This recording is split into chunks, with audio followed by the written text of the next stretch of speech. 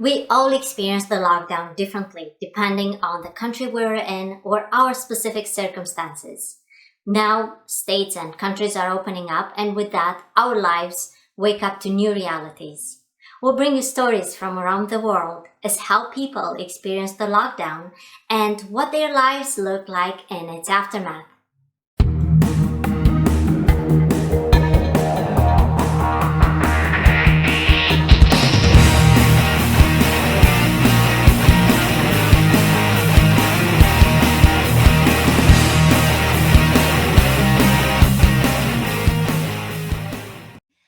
So, for today's episode of Life in Lockdown and Beyond, we are going to talk with Nadine.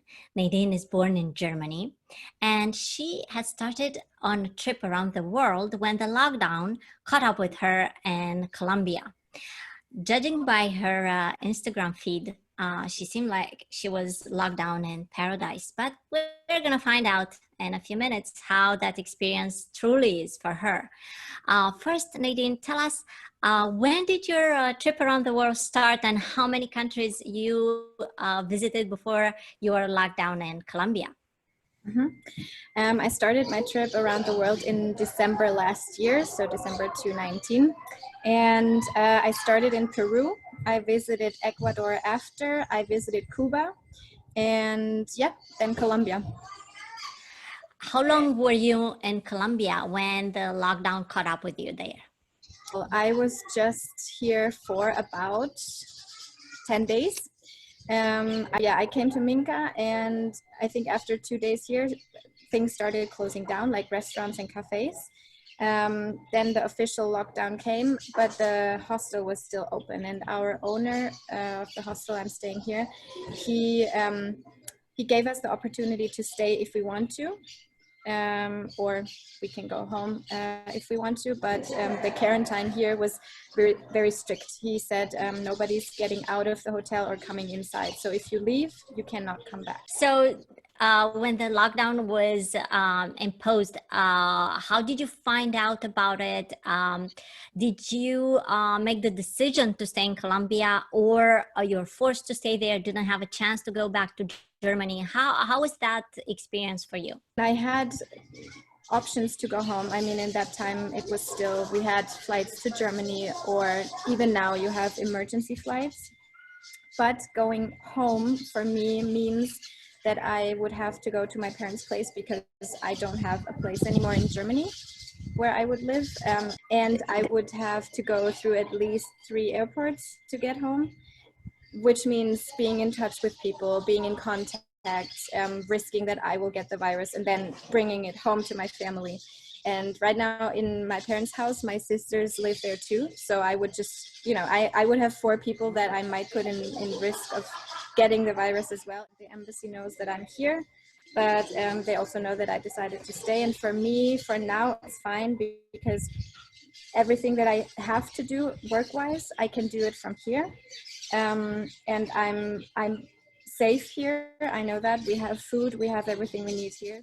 The people that work for the hostel, do they go in and out of the hostel, or they stay on the premises? Do they go back to their families and next day they come to work? And if that's so, that worries you that they might bring in the virus? No, actually everyone that works here lives here as well. So when the quarantine started in the hotel, I mean, not the lockdown in Colombia, but us here in the hotel in quarantine, they decided to actually bring in everyone who's working here as well. So basically it was like this: half of the staff is at home, they're not working at all. And the other half is here, and they brought their families to stay here. So we have 4 children here. We have another house that's just like downstairs where the family is, but it's all on the property of the hotel. So nobody is going out or in. The only thing, or the only exception that is made, is if we buy, like, obviously we need to buy toilet paper, food, or whatever. Yes, groceries. Yeah. Exactly. That is done once a week by just one single person that is who's working here. And there are pretty strict rules how the whole thing gets handled. So they go buy food, it gets disinfected, stays in a safe place for 2 days, I think, and only after that it's brought to the kitchen, to us, to where it should be. So this is quite strict, and it's, as I said, it's only one person, also because it's only one person allowed on the streets. Like when you go out in a car, for example, and the police is stopping you, and there are two people in the car, you have to explain why the second person is in there. So it's always like that. Tell me a little bit about the lockdown and the rules of lockdown in Colombia. So if you go out, do you need a note to explain where you are going, or you can go out, they trust you to go out just for necessary business and then to come back in? As far as I know, the rules depend a bit on the area where you're in. So the rules change throughout the country. For us here, as far as, for example, the hotel owner told us, it's like this: you have your Colombian ID or a residency, and the people have like a certain date they can go out and do their groceries or something, to make sure that not a lot of people are on the streets all the time. But as we are in Colombia, there are a lot of exceptions. So for example, what's really like in this area where I am right now, the problem is not so much the virus itself, it's more that people don't have work anymore, and people here depend a lot on tourism or like everyday income, like selling fruits, selling homemade stuff, working as sisters or like motor taxi drivers. This all is not happening anymore, so basically they don't have money. In order to help them, there are, for example, there is one company, it's a food market company, a supermarket. They have food packages, like emergency food packages, that you can collect if you are in need. But for that, people line up a lot. So basically everyone is on the street at the same time, standing in line.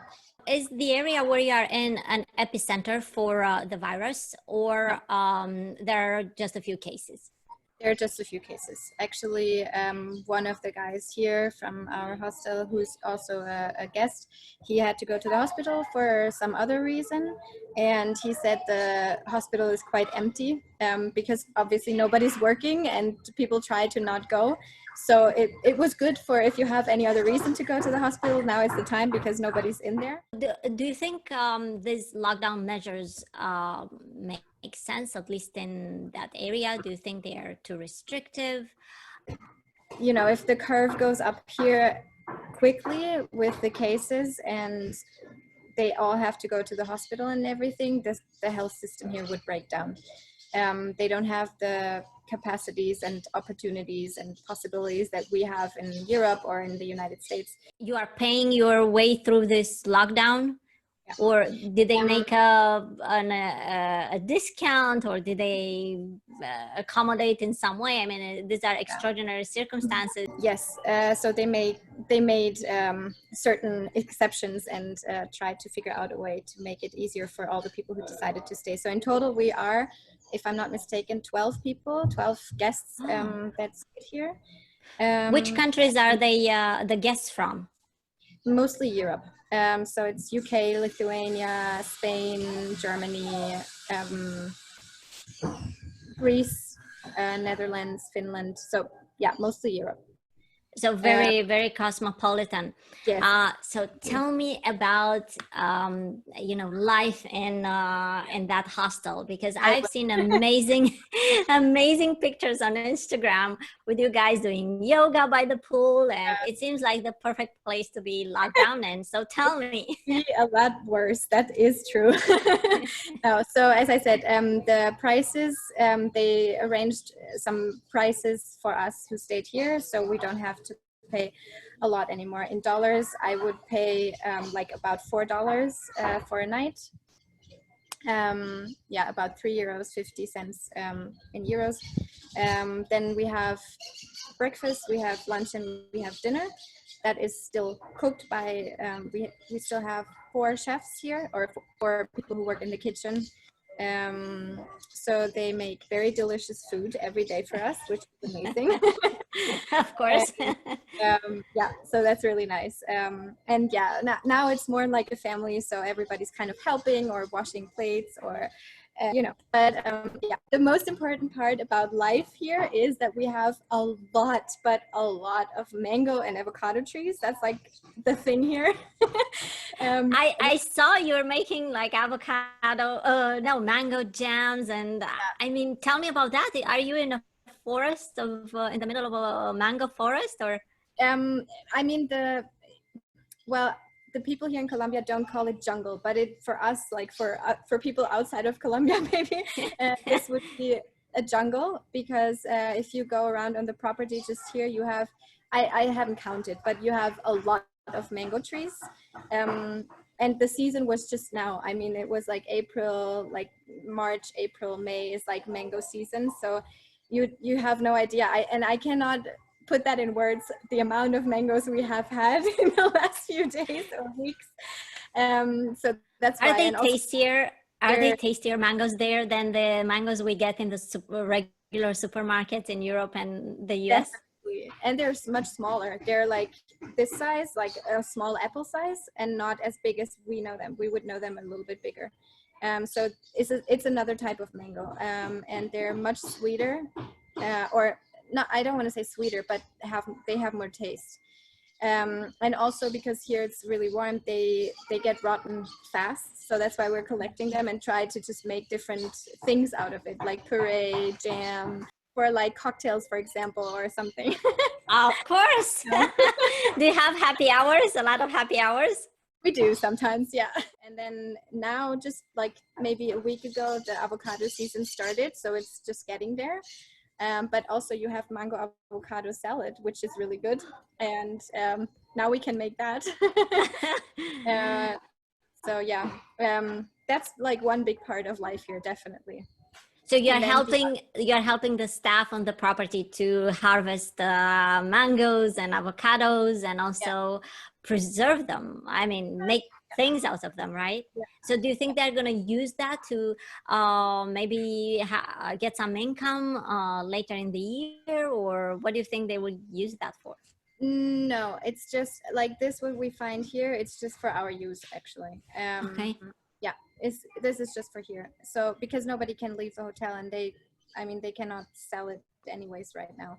Yes. The way we are helping actually is that we are staying here because right now with the low prices, the hotel doesn't make any. It's they don't win anything with us because the prices are so low that it's They just don't make a profit. It's no, basically covering the cost, right? exactly. But the cost includes food for the staff, also the staff that is not working here. On that day when I told you they go outside to make groceries, they Yes. also try to help the other workers who are not working right now, like providing them food. They still, I'm not sure exactly, but I think they get still paid a little. So just for the workers who are part of the hotel, we're helping them just with staying here, basically. Or every drink we buy, it's like it's helping them.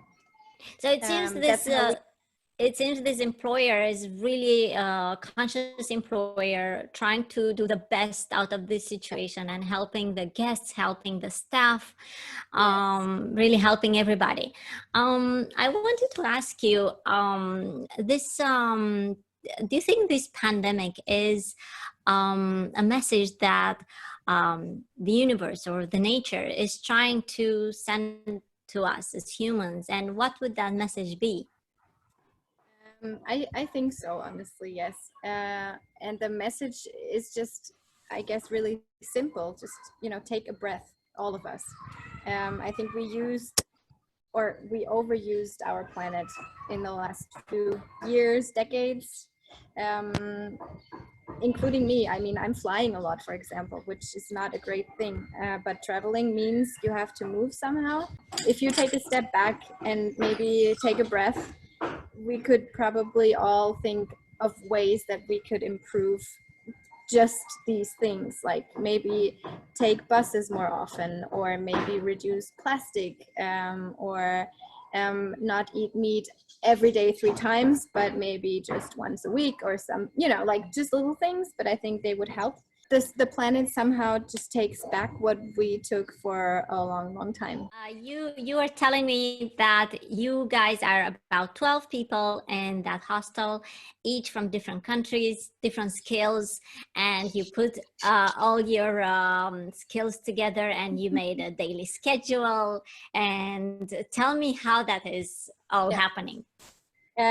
So before the whole quarantine and lockdown, the hotel offered yoga classes and dance classes. This was like a thing that was just here anyway. And since the volunteer who's doing both classes stayed as well, we can continue doing both. So this was in the beginning, and then everyone just thought about what they can offer, because all of us, we have different skills. I mean, I'm not native English, but I speak English. I've spoken English for a long, long time, and I can explain something. So for example, we have staff here that doesn't speak English, so we just try to have conversations. So you're an English teacher? Well, the main English teacher is another girl who's from Venezuela, because she speaks English well, and also she's native in Spanish, which helps a lot. And I'm just the second English teacher. I have like 2 or 3 people that I do one-on-one classes, just talking, because they know a few words, but now they have to practice. So we kind of share this a little bit. The sushi class was led by our chef, who's cooking for us here anyway. So he was interested in making some sushi, and obviously more people were. So we did it together. And how to roll. We have a photography class. He's just a hobby photographer, but he knows a lot of things because he just learned it himself. So he's just giving us his knowledge, and we're practicing. And since the hotel area is pretty big, we have part of the river where we can walk to, and like 2 or 3 little waterfalls. So we did some photography classes here in the hotel. Some of them were at the waterfall. Just trying to figure out some stuff with lighting, things like this. So after the lockdown is over, do you think you will continue your trip around the world? I would rather choose continuing my trip. Maybe not, but definitely not in the same way I did it before. It's meaning what? It's going to be much slower, I guess, and probably I will choose more carefully where I stay, or with who I stay, meaning that probably I won't sleep in dorms with 10 people, for example. I didn't do that before either, but now it's like, okay, as little people as possible in one place, basically. Before I was more checking the prices, maybe, because obviously I have a budget, but now I would probably choose a private room over a cheap room, Yes. And I guess I would travel much slower. What was your next country on the list to visit? Actually, I was supposed to leave South America in order to go to Hawaii. That was my next idea I had in mind. So I was gonna go like nowish, in like April, maybe mid-April. I was thinking of going to LA to see some friends, and then continue to Hawaii from there. That was I didn't plan it, so I didn't lose any flights or any money with that, but this was my idea. So for me, an option would be to go to Europe and maybe just see a little bit more of Europe if that's possible, but also depending on the situation. So it's really open right now. Yeah. Are you very much afraid of this virus? Do you live with this fear of contacting it, or how is that for you personally? I'm conscious about it and I take it seriously, but I'm not afraid. What would be the first thing you're going to do after the lockdown will be over? What is it, something that you want to do that you cannot do right now? Go surfing. That's probably the first thing I will do if I can. What will you miss the most after this lockdown will be over? What are things that you will hold dear to your heart? You think in a few years when you look back of your at your time in Colombia and lockdown. I think it's mostly the people I got to know. And I don't even only mean the people, the guests that are here that are in the same situations, but also the staff. Um, it's such a great mix of people, and you have so much time here to get to know them, to actually get to know people. The conversations that I've had with a few people here, obviously not with everyone, but with a few people, um, this is going to be what I will always have in my heart.